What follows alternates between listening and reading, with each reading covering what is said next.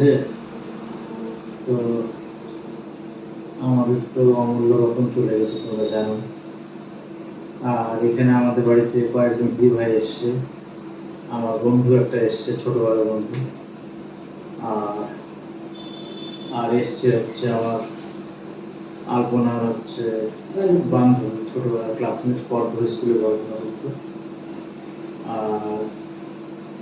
আর একটা হচ্ছে মাসিমা এসছে, পেছনে বসেছেন বালুঘাট থেকে।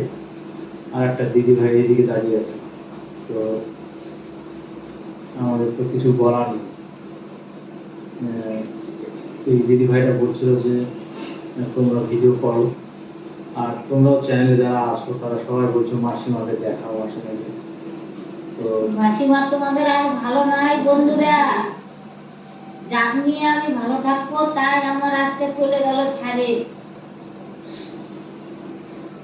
আজকে আমাদের মধ্যে আর কোনো নাই, এটা আমরা ভাবতেই পারছি না, এটা আমরা কল্পনাও করতে পারছি না যে আমাদের মধ্যে নাই।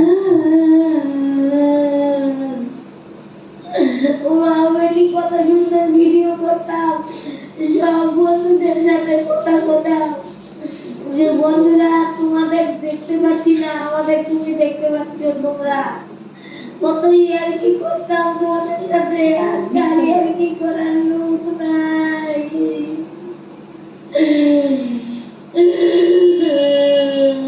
তো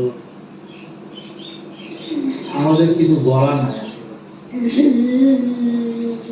মানে আমরা ওই ভিডিওটা আমি করতে চাইছিলাম না, কিন্তু সবাই মিলে আমাদের জোর জবরদস্তি করে।